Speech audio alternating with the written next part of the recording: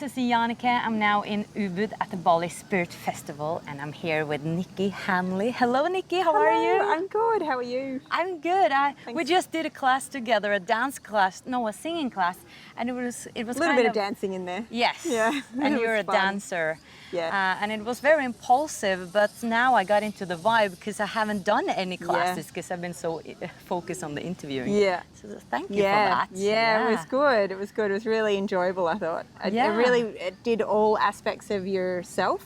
So your body as well as your insides, like your diaphragm, your voice, and but also the way that you felt. So it was really quite like a very experiential experience, wasn't it? There's like no coincidence because I'm a singer and I was like, singing class, and you were just like, come along, and I was like, this is perfect for me. Amazing. So I had no idea. That's great. Right. I'm so glad. So you were a dancer. You have a powerful transformational story because you were a dancer and you didn't have very positive thoughts about yourself. You had low self-confidence and you were drinking and doing narcotics. Yeah.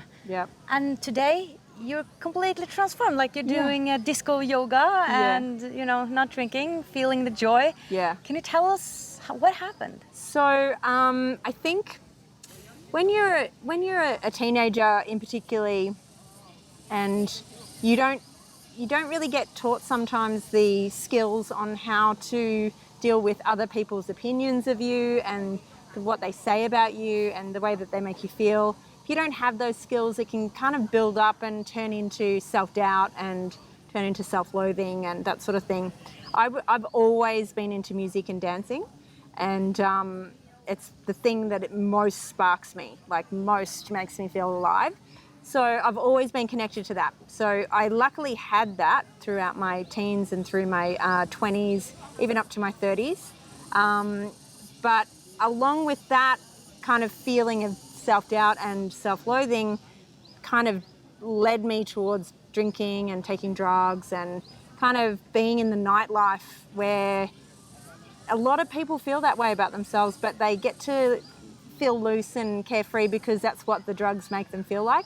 So you end up kind of living that lifestyle, and I lived that lifestyle for about 15 years, and it wore me down. It wore me down to the point of a breakdown pretty much when I was around 30. So I've been sober now for around about 12 years. So completely sober. Like I barely even take a Panadol for a headache. Like I don't take any drugs at all. Wow. And just live a very sattvic, clean life. So, I'm vegetarian. Pretty much vegan, but I don't call myself that because I still have things that are like a leather product and stuff. So, but I'm a plant-based food, and I even just recently gave up coffee. So don't really have many things left that are stimulants and stuff. So not many attachments.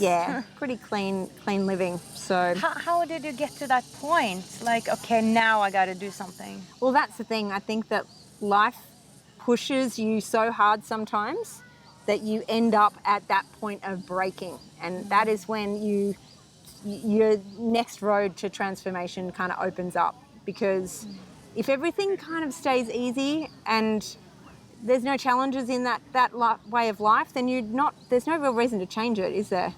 So when you find yourself really struggling, you've got two roads. You can either keep struggling. I knew that if I kept doing it, I'd probably end up dead. So I had to fight for my life, basically. And that was the powerful thing that drew me to change.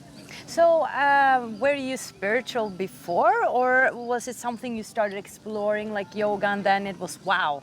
Well, the funny thing was that even when I was on drugs and in nightclubs living in that lifestyle, I was always the one that I was kind of talking to people about how to help themselves, and I knew this about myself already, that I was a leader and that I was always initiating things like change, transformation. I was always going first. In like even with my friends, I was one of the first to take drugs.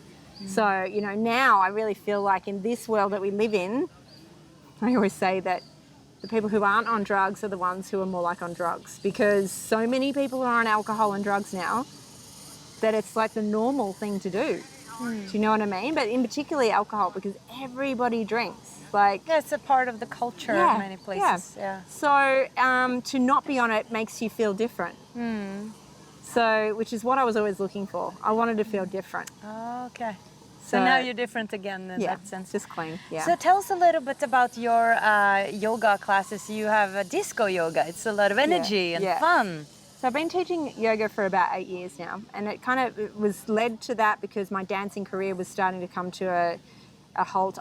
Towards the end of my dancing career, I did this laser show with mirrored costumes. So big, huge laser beams pointing at these mirrored costumes, and we'd dance and make a light show and stuff and everything. So it was really kind of transforming already at that point of the end of my career of a dancer. And one day I drove past a sign that said yoga teacher training, and I was like, I think I could do that. I think that sounds like something that would really resonate with me. And just ever since then, just started doing that, and then realised that I wanted to keep that connection to music and DJs, but I didn't want to have to go into that environment where people were off, like in another dimension, say, you know, where they're altered states. So I could only handle that for a certain amount of time. When I go out now, I have to go home like about, you know, if I go out at 10, I'm home by 12 or 1, whereas everyone else can go through to 6 or 7. I can't keep going because the vibration's so shifted by then. Oh, you mean because they are taking drugs? Yeah. Oh, okay. Or drinking even. Okay, like it's hard to communicate after a certain amount of time. So I end up going home, but I was really missing that. I was missing me getting my expression out through my dancing and the DJ and just feeling that.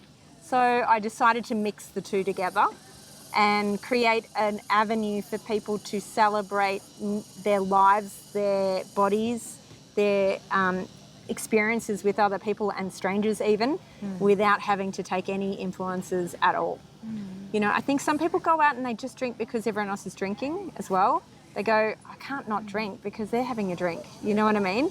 So here's an opportunity for people to all get really high vibrationally without having to do any of that, and everyone's on the same wavelength. Yeah, that's the question. Do you get as big as a high? One of the biggest ones I've ever done is St Kilda Festival, and I had about 800 people at it. And that day, the amount of messages I got throughout the whole day of how their vibration had shifted from that morning, right, it changed their experience of St Kilda Festival for the whole entire day. So I know people who've seen me the next morning and said, I could barely sleep last night. I was so high I'm still buzzing from the class. You know, like that guy that just came up before, he was in my class on Wednesday, and he's never done it before. He's like, oh, thank you so much, I had so much fun, you know, and I'm sure he's never done anything like that before. So people who've never done it before can really get that joy and enjoyment out of it. So talk a little bit about self-confidence, because there's so many, especially girls who have lack of self-confidence, and because there's so much pressure about how we are supposed to be looking, especially for young people. How do you really get that confidence in yourself? Like, was it the yoga that did that, or has it gradually kind of... It's definitely gradually come about, but I think it's who you surround yourself with. Okay. My sister has been a very big part of my life in regards to being my teacher and helping me see the truth of who I am. Even the ugly bits, even the bits that are not comfortable. She would face me and face me and face me, and not until I broke through those points in my life. So it's who you surround yourself with. If you're surrounding yourself with more people who don't feel good about themselves, which is generally the case because everyone kind of gets together to support each other in that way, you know, like enablers, you know? Sorry? Enablers. So I'll enable you. If you're a drug addict and I'm a drug addict, I'll enable you to keep taking drugs because that's easy. Like, have some more, you know what I mean? Or if I eat too much food, I'll find some more people who eat too much food so we can do it together, you know? So it's who you surround yourself with. But also I think it's got to change in regards to how women are with each other. I feel like women need to love each other more. Okay, support each other more? Yes. I feel like often women love men and men love men. And women are kind of battling each other to get attention or to get something. So it's not real. It's not like authentic and true. And it's like, that person's going to take something from me, you know, so I'm not going to give them any the real part of myself because I need to protect that. We need to break that down. We need to stop doing it. We need to love each other and lift each other because we are actually we're the ones that help the world stay alive and be loving and all that sort of stuff. Not that men don't do that, but really we're the nourishing side of the yin and the yang, you know. So we need to nourish and love each other more, I think. Yeah. I think that's that focus is actually coming more and more. I see in Norway and Sweden there's more talk about sisterhood and supporting each other, like Facebook with hearts. But that then there have been some questions around that. Is that just a show or is it genuine and stuff like that? And I think it's a deep question one has to ask oneself. Yeah. And at the same time, when you surround yourself with self-assured people or people who are confident, if you're not confident yourself, that can also be difficult because, they are so successful, but I'm not. Like, do you have any advice for those who feel that way? I think that your journey is your journey and everyone is different. So everyone's path is going to be different on the way in. But if you don't feel good, then you need to change it. It's as simple as that. You have to look always for feeling good. There's going to be moments when you don't because you need contrast to know what is feeling good and what's not. But as soon as it's that path of not feeling good, don't feed it anymore. Don't talk to it. Don't give it any more power. Change your vibration. Move towards the thing that makes you feel good. You know, empower yourself. The more empowered you are, the more people feel your vibration and go, there's nothing wrong with feeling good. You know, like you don't have to, like if someone's real love and real authentic love, that kind of clears away any self-doubt because that other person's only going to feel love from you. You know what I mean? So it's really up to you. It's up to the individual. Change the world through yourself, not expecting anybody else to do it for you or with you. Yeah. You have to do it first. So if you're not feeling good about yourself, you have to change that. It's kind of a responsibility that we have to take and that I think sometimes we're not willing to take, that we feel like we should be fixed out there or there's something that can fix us, maybe a pill or something like that. Quick fix. Yeah, and I'm not. It's a huge debate about taking antidepressive or not, and I think sometimes it can work for some people, and but maybe if one really goes down the spiritual path, one can find solutions, but it's not always easy for people to do that when they don't have people around them knowing and having wisdom to teach. And that's the thing. I think that everyone's journey is different. And it has to be that way, unfortunately. That's just karma. That's just the way that things are, you know. Yeah. I was saying to my sister about someone this morning saying, I find it so interesting that this person's so popular, but what I'm seeing that they're doing seems superficial and doesn't seem real. And she said, it's got nothing to do with that.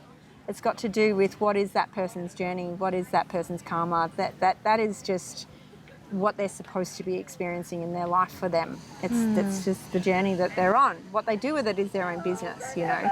Yeah. But I think that it's so important to be simple with yourself and to pull it back from trying to figure it all out all the time. Yeah, thinking, how, Yeah. how to love myself. Yeah. You've already got it. That's what I did for years. I was like trying to figure it out. But what am I doing wrong? Yeah. Since it's not working. You're not doing anything wrong. It's just how it is. Like, it's just got to relax, which is why yoga is so good because it like physiologically forces you to relax your nervous system, your muscles.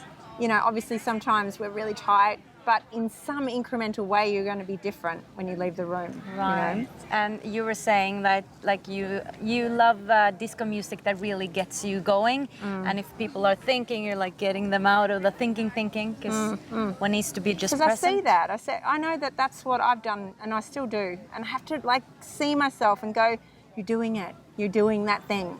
You know, don't be self-conscious. Don't worry about anything. What does it matter?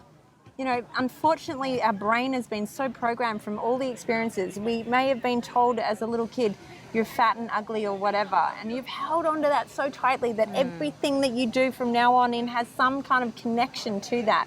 And it's so sad. Yeah. Because we haven't been taught the skill to understand that was that person's stuff, not yours. And now you've taken it on board and you've created a lifetime of experiences from that. Yeah. You know, and the past is in the past. It doesn't exist anymore. There is only now, and that is all that we have to work with. So that's why I'm saying, make it simple and go with feeling good. Make that like your practice. Like, am I feeling good? Or is this feeling in my stomach, in my body, in my face, in my thoughts? How am I feeling about what's happening right now? I love that. I'll let that be the last thing here. Just feeling good. And actually, I just interviewed Emmanuel Jal. He was saying some of the same things, like just be in the joy. Like he has to feel the joy all the time. Otherwise, he will like go into himself and what's wrong here? You know, where's the joy? So Ian Finn was just doing a class down the bottom of the hill, and that is a man who has figured that out. His Blissology class is amazing. You know, he's just totally like lifting. What's wrong with lifting people's spirits? You know, like make people feel good. yeah. That's what's wrong with that. You know, I know we that's should such a good allow ourselves thing. that, you know, because I think we've kind of taught the other or the opposite in a way that we should. I don't know. Life is hard, and life You should struggle. Yes, we should struggle, and you shouldn't get things easily. Yeah. You know, you have to work at it, work at it, and bad things can happen like around every corner. So be aware. Yeah, yeah. I know. We So don't it's need really that. nice to remind each other that we can feel good. Yeah. Yeah. Thank you so much. Pleasure. And thank you so much for watching, and remember to subscribe to my channel if you haven't before. Much light from Bali. Bye bye. Peace.